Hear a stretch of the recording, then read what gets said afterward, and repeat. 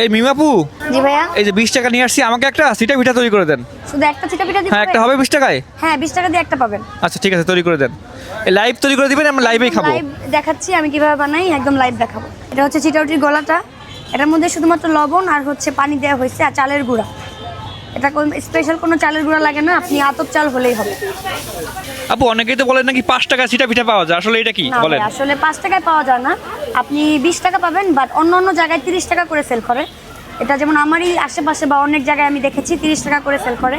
300 পিঠাও আমি দেখেছি 30 টাকা করে সেল করে, কিন্তু আমি হাঁসের মাংসের দামটাও বাড়াইনি এবং চিটাউটির দামটাও বাড়াইনি।